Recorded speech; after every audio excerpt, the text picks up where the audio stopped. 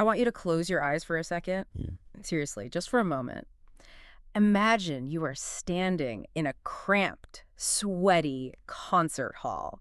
It's the mid-1970s. Okay, I'm there. The air is thick, it smells like stale smoke, spilled beer, and just aggressive anticipation. The crowd is pushing against you.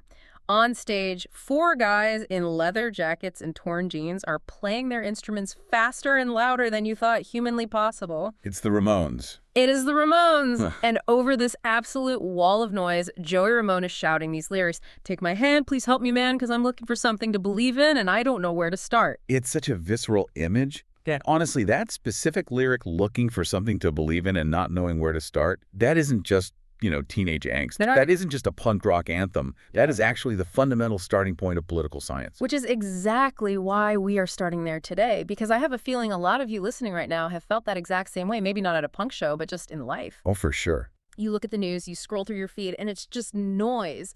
Everyone is shouting, everyone is angry, everyone seems to have it all figured out except you. You're just trying to figure out what you actually believe in a world that won't shut up. And that is exactly our mission today. We're going on a deep dive into the foundations of ideology. We're going to look at how we build our worldview piece by piece. We're going to unpack the big isms. Capitalism, liberalism, communism, words you hear thrown around on cable news or in history class but might not totally know what to do with. But more importantly, we're going to look at the building blocks. How do your personal feelings about things like hard work or fairness, or even the language you speak, stack up to build this lens that changes how you see the entire world? It really is a lens. It is. It's about moving from the personal to the political. We need to figure out how our individual identities translate into the systems that govern us. Because whether you realize it or not, you have an ideology. It's running in the background of your brain right now. So let's get into it. And we have to start with the basics, because we throw around words like belief and value all the time in casual conversation, but in this context, they mean something really specific. Right. You can't understand ideology if you don't know what it's made of. Right. You can't build a house without bricks. So let's look at the first brick. A belief. In the context of ideology, a belief is an idea that you accept as true. It is a statement about reality. It's cognitive. Okay, give me a concrete example. Okay, if you say, hard work leads to success, that is a belief. You think that is a factual statement about how the world works. That A leads to B. That A leads to B. Mm-hmm. Or if you say people are generally good, that is a belief. You are making a claim about the nature of reality. Okay, so a belief is what I think is true, so then a value. That's more about what matters to me. It's about weight and importance. Exactly. A value is a standard. It's what you hold as important. So using that same example, if your belief is hard work leads to success, your value is likely success, or maybe ambition. You're prioritizing that outcome. You're prioritizing it. So if I believe neighbors should look out for each other, my value is probably something like community. Right, makes sense. Precisely. You might value family, or freedom, or tradition. We all have a hierarchy of these values. And this is where it gets big. When you take all those individual beliefs, and you have thousands of them, and all your values, and you bundle them together into a coherent system. A system that explains how the world works. And more importantly, how the world should work. That is an ideology. It's the umbrella. It's the brand. But before you can pick a brand, you have to understand the customer, right? And the customer is you. And we have this great visual metaphor to work with today. Identity is a puzzle. It's a perfect metaphor. A puzzle with many, many pieces. And what are those pieces? Well, you have your gender, your religion, your language, your culture, the media you consume. All these pieces click together to form your worldview. And one of the most interesting puzzle pieces, historically speaking, is our relationship to the land. This is where it gets really interesting, because you can see how two different groups of people can look at the exact same patch of dirt and see two completely different things. Totally different things, all based on their ideological puzzle. So let's look at the immigrant experience in Canada versus the First Nations experience. Right, so there's this story about a Hungarian immigrant named Jolyn Keller Inkpen. She arrived in Alberta in the early 20th century. And the story goes that she actually broke down crying when she got there, which, sounds pretty dramatic. It does. But they weren't tears of joy. She had been promised luscious grass, belly high to a tall horse. She had this vision in her head of a fertile paradise where she could build a farm and be prosperous. Instead, Instead, she saw a frozen, isolated prairie. For her, and for the European settlers in general, the land was a resource. It was something to be owned, to be conquered, to be tamed, and turned into profit. This is an individualist view. A very individualist view. Land is property. It represents opportunity for the individual. It's an asset. And if it's not producing something, it's failing. If it's wild, it needs to be tamed. Okay, so that's one whole worldview right there. Land as a commodity. Right. Now, contrast that with the indigenous perspective, specifically the concept of stewardship. This isn't about owning the land. It's about a spiritual web of relationships. A relationship. That's a totally different word than asset. Completely different. The idea is that the land sustains you, so you must sustain the land. It's not a commodity to be bought and sold. It's a relative. It's part of your family. That's a massive shift in perspective. I mean, if you view the land as your relative, you're going to treat it very differently than if you view it as a factory floor. Of course. One is about extraction, the other is about connection and reciprocity. Yeah. And that fundamental difference in values ownership versus stewardship leads to completely different ideologies about how we should manage the environment today. That explains so much. It explains why pipeline debates or conservation laws get so heated. Exactly. We aren't just arguing about policy. We are arguing about the fundamental nature of the earth beneath our feet. We're arguing about what the land is. Another massive piece of that identity puzzle is language. And I think we often take it for granted, especially if you speak a dominant language like English. You just think, well, this is just how people talk. Right. But language actually shapes how we think. It's not just a tool for communication. Yeah. When you lose a language, you don't just lose words. You lose more than that. You lose a way of seeing the world. A specific cultural lens goes dark. Language carries the code of a culture. There's a powerful example of this with Francophone parents outside of Quebec fighting tooth and nail for French schools. From the outside, you might think, why does it matter so much? Just learn the grammar at home. But it's not about grammar. It's about existence. It's about knowing who they are. If the language goes, that part of their identity creates a void. It disconnects you from your history and your community. Without the language, the culture struggles to breathe. And we see the flip side of that with the revitalization of Indigenous languages.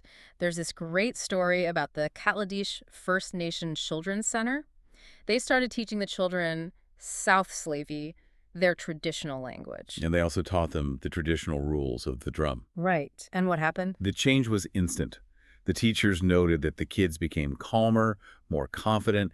It wasn't just educational, it was psychological. Wow. Just by knowing their language and the etiquette of their culture, they felt grounded. They knew where they fit in the puzzle. That is the power of identity. It anchors you.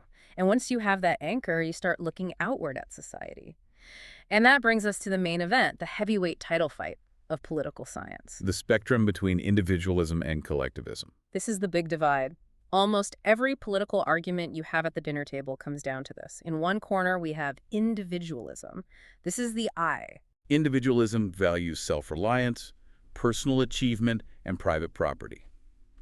If you lean this way, you likely believe that your life is primarily directed by what you want to achieve for yourself.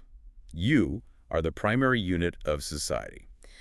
So a student with a heavy individualist vibe might say something like, I feel that my earnings belong to me because I'm the one who worked hard for them.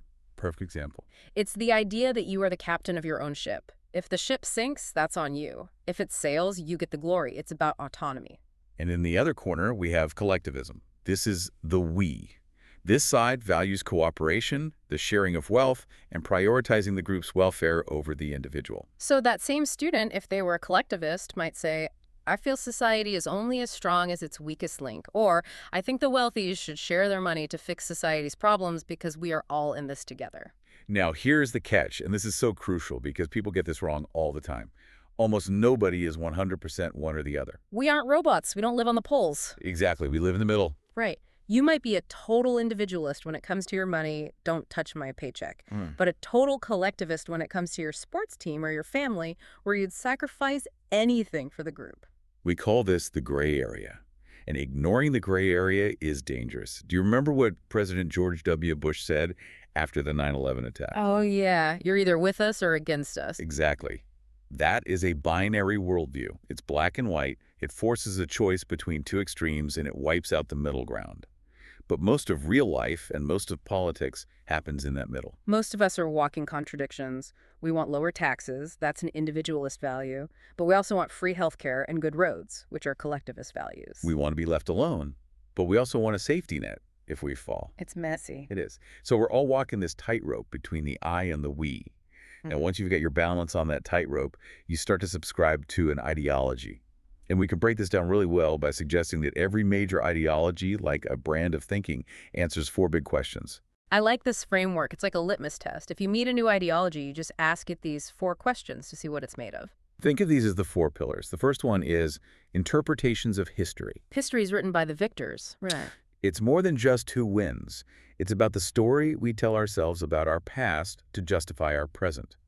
The perfect example is Columbus Day. Right. Depending on your ideology, the story of 1492 changes completely. So if you come from a traditional, maybe a more Eurocentric or Italian-American perspective, Columbus Day is a celebration. It represents exploration, bravery, cultural exchange, and the arrival of civilization to the Americas. It's a hero story. Absolutely. But if you look at it from an indigenous perspective or a post-colonial perspective, the facts are the same. A guy arrived on a boat in 1492. But the story is a tragedy. A completely different narrative. It represents genocide, disease, slavery, and the destruction of existing, thriving cultures. The facts didn't change. But the story did. The ideology changed the narrative arc. That's wild when you think about it. We are looking at the same painting but seeing 2 different pictures. It really is. The second pillar is even more fundamental. Beliefs about human nature. This is the deep philosophical stuff. Are we born good? Are we born bad? Are we blank slates? And this is where we have to talk about the big 3 philosophers. You really can't understand modern government without understanding Hobbes, Locke, and Rousseau. It sounds like a law firm, Hobbes, Locke, and Rousseau, but it's actually this heated debate about the human soul. Let's start with the dark one, Thomas Hobbes. Hobbes was writing during the English Civil War in the 1600s. He saw chaos, beheadings, total societal breakdown. He was living it. He was living it. Neighbors fighting neighbors. So his vibe was, let's say, cynical. He looked at humanity and saw a threat. He was the guy who looked at humanity and said, nope, I don't trust you. Hobbes basically thought that deep down, humans are fearful, violent, and selfish. He had that famous line that in a state of nature without any government life is nasty, brutish, and short. Not a great review of humanity. Not at all. He believed our natural state is a state of war against each other. So because his belief about human nature was so negative, his solution was pretty extreme. He thought we needed the Leviathan. Right, a sea monster, a metaphor for an all-powerful leader, a dictator, basically. He argued that because we're so dangerous to each other, we need to give up all our freedom to a dictator who keeps us safe. So for Hobbes, security is more important than freedom. Much more important. Yeah. You trade freedom for security. We need a cage to keep us from killing each other. Okay, so if you think people are generally awful and need to be controlled, you're a Hobbesian. Then you have John Locke. He's the guy who lightens the mood a bit. Locke was much more optimistic. He believed humans are rational and intelligent. We aren't monsters. We are reasonable creatures capable of learning and cooperation. So he didn't think we needed a dictator. No, not at all. He argued for popular consent. This is the basis of modern democracy, right? The idea that the government doesn't own us, we own it. We hire it. Exactly. Locke said the government only exists to protect 3 things: your life, your liberty, and your property. And here's the kicker, the revolutionary part. If the government messes up or starts taking away those rights, We could fire them. we can fire them or overthrow them. That was the fuel for the American Revolution. The Declaration of Independence is basically a John Locke fan fiction. I love that, a John Locke fan fiction. Okay, and then, swinging to the far end of the spectrum, we have a Jean-Jacques Rousseau. He was the idealist. The ultimate idealist. Right. Rousseau believed that in our natural state, humans are good. He called us noble savages. Savage. He thought it was civilization, private property, and society that corrupted us and made us selfish and jealous. He thought we were born compassionate, but competition ruined us. Man is born free, and everywhere he is in chains. That's his famous quote. Right. He looked at the structure of society and saw a prison. So his solution was direct democracy. He wanted the general will of the people to rule, not just representatives. He wanted to strip away the corrupting structures and get back to that natural goodness. So to recap, if you think people are dangerous and need a boss, you're with Hobbes. If you think people are smart and just need a referee, you're with Locke. And if you think people are naturally good, but the system is rigged, you're with Rousseau. That's a great summary. It's a good way to check your own bias when you look at a political problem. Ask yourself, what do I think about human nature right now? Absolutely. Which brings us to pillar number 3, beliefs about society. This is about structure. How should we organize ourselves? Okay, what do you mean by structure? Every ideology has a blueprint for society. We can look at extreme examples like the caste system in India. That is a rigid structure based on tradition and religious ideology. You are born into a role and you stay there. No moving up? No. Your ideology says that order and hierarchy are more important than individual opportunity. And you contrast that with the democratic ideal of upward mobility, where anyone can theoretically become anything.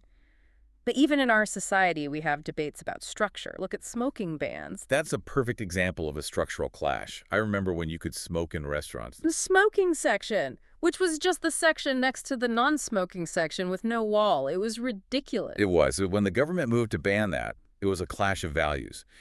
The individualist argument was, it's my business, my body, my property. I should be free to smoke if I want. The classic "don't tread on me" argument. Right. And the collectivist argument was, public health matters more than your specific freedom to smoke.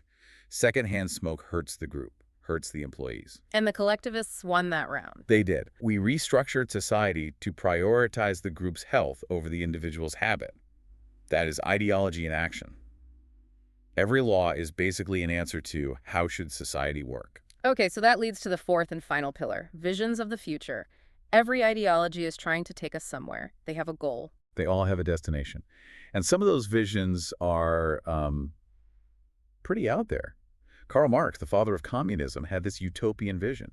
He famously wrote that in a perfect communist future, the division of labor would vanish. This is the quote where he says, a man could hunt in the morning, fish in the afternoon, rear cattle in the evening, and criticize after dinner. Without ever having to be just a hunter or just a fisherman or just a critic, he envisioned a classless society where you weren't defined by your job or your economic status. A society of hobbyists, almost. In a way, it was a vision of total equality and freedom from what he called wage slavery.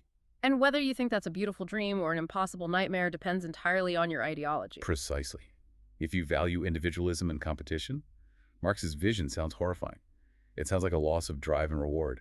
If you value equality, it might sound like paradise. Now, we can't talk about how these ideologies form in our heads without talking about the forces that shape them. I mean, we are not immune to the world around us. We have to talk about media and gender. Oh, for sure. You can't escape the media. And there's this famous idea from Marshall McLuhan, a Canadian philosopher, that you absolutely need to know. The medium is the message. I always found this one a bit trippy. What does he actually mean by that? It sounds kind of cryptic. It is a tricky concept, but essentially he means that how you receive information changes you just as much as what the information is. So reading the news in a newspaper affects your brain differently than watching on TikTok. Is that the idea? That is exactly the idea. The medium itself reshapes society. A newspaper requires focus, literacy, and time. It favors logical, linear thinking. TikTok or TV creates what he called a global village. The global village. It's fast, emotional, and visual. If you get all your news in 15-second clips, your ideology is going to be shaped by emotional, punchy content rather than deep analysis. The medium is the message because it formats your brain. But media also pushes specific values. We aren't just consuming formats, we are consuming ads. And there's this fascinating case study about Camel cigarettes. Joe Camel. Yeah, the cartoon Camel. He was cool, he wore sunglasses, he played pool, and he was selling deadly products to kids. This is a perfect example of seeing a shift in societal values play out in the media. For a long time, the prevailing ideology was corporate freedom companies can advertise how they want. It's the free market. Which we'll get to. That's classical liberalism. Exactly. But then the science came out. We realized how addictive nicotine was, especially for young people. And the collective concern for youth health took over. Society decided that the collective well-being of children was more important than the individual right of a corporation to use a cartoon mascot. And boom, Joe Camel is banned. That is an ideological shift. We moved the line between freedom and protection. We rewrote the rules because our values shifted. And we see similar shifts in gender roles. Ideologies have traditionally defined what men and women should do, but those definitions aren't static. They are battlegrounds. Huge battlegrounds. And we have to talk about the famous 5 in Canada. A major Canadian history moment. Emily Murphy and her peers. It is so hard to believe, but before 1929, women were not legally considered persons in Canada regarding the right to sit in the Senate. Imagine that. Imagine having that debate. Are women persons? Let me check the rule book. It sounds absurd today. It sounds like a bad joke. It does, but that was the dominant ideology of the time. They fought the person's case, and they won. They fundamentally changed the legal ideology of the country. And this isn't just ancient history. You mentioned Kuwait. Right. This was much more recent. This was 2005 and 2006. Wow, that recent. Kuwaiti women fought for and won the right to vote and run for office. There's a beautiful quote from an activist named Maha Bargis who said, "I feel like I'm a full citizen today." It shows that ideologies can be challenged. You can rewrite the rules. Just because an ideology says this is how it is doesn't mean it stays that way. We are constantly updating the software. Which leads us perfectly to our final major topic for today. We've talked about the pieces, the spectrum, and the pillars. Now let's talk about the dominant operating system of the Western world. Liberalism. Now, students, huge disclaimer here. Do not confuse this with just the Liberal Party of Canada or the liberals in the U.S. We are talking about the big philosophy of liberalism with a capital L. This is the ideology that emphasizes individual liberty. But it has two distinct flavors, classical and modern. And they are actually pretty different. On some issues, they're almost opposites. Let's start with the origin story. Classical liberalism. This popped up in the 1700s and 1800s. To understand it, you have to understand what they were fighting against. And they were fighting against mercantilism. Right. And what was that? Mercantilism was the system where kings and queens controlled all the trade. They gave special monopolies to their buddies, like the Hudson's Bay Company. So if I wanted to start a fur trading business back then, I couldn't. No, it was illegal. You were locked out. If you were an average merchant or farmer, you had zero economic freedom.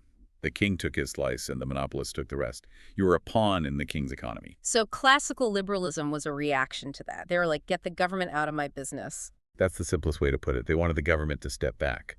And we have a great acronym to remember the principles of classical liberalism.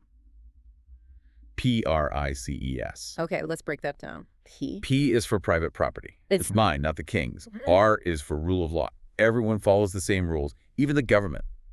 No one is above the law. I is for individual rights, freedom of speech, religion, things like that. Okay, C. C is for competition.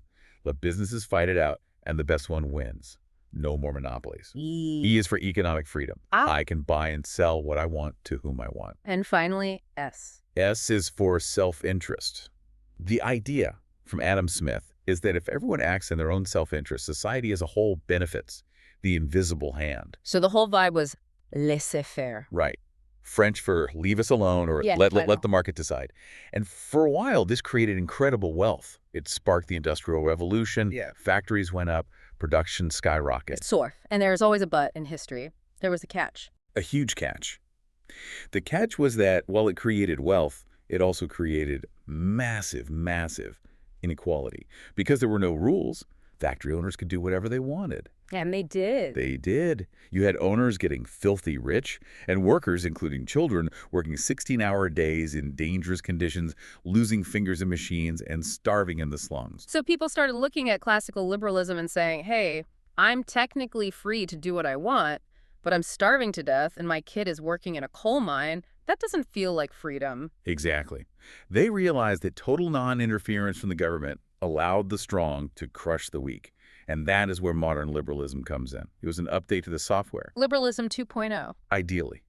They realized that for everyone to be truly free, the government actually needs to get involved a little bit. It's a paradox. You need some government intervention to guarantee real freedom for everyone. Right. The focus shifted from freedom from government to freedom to succeed. That's a key distinction. Modern liberalism says, yes, we want economic freedom. We don't want the king controlling everything. But we need a safety net. We need laws against child labor. We need public education so everyone has a start. We need health care. So classical liberalism wants maximum economic freedom, no rules, let the market run wild.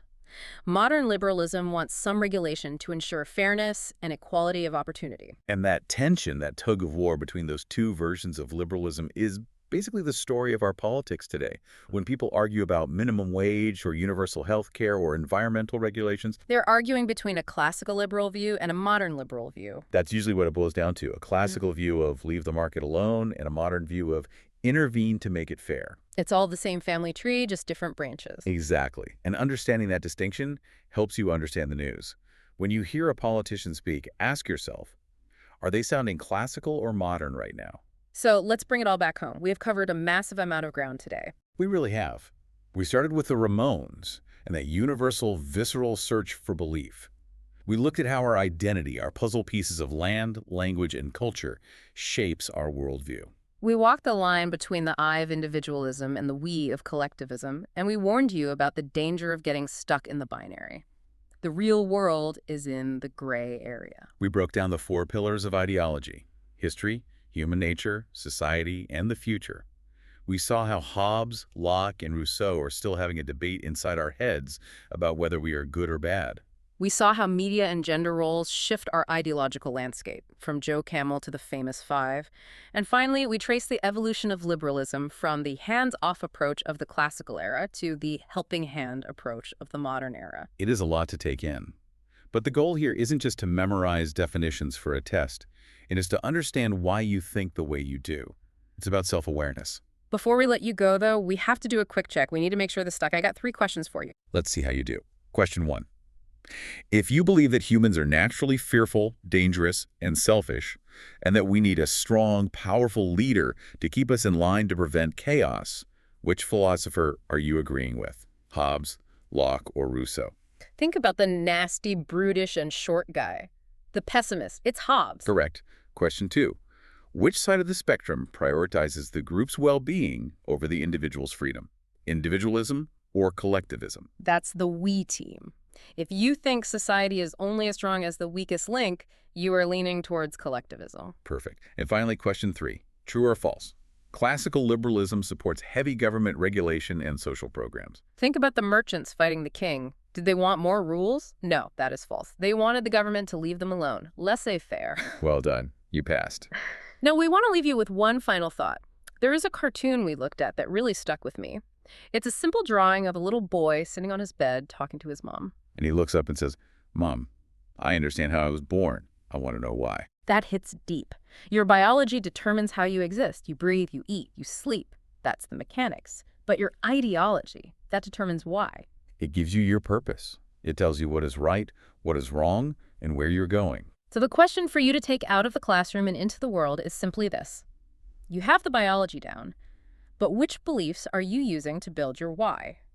Thanks for listening to The Deep Dive. Keep asking questions. See you next time.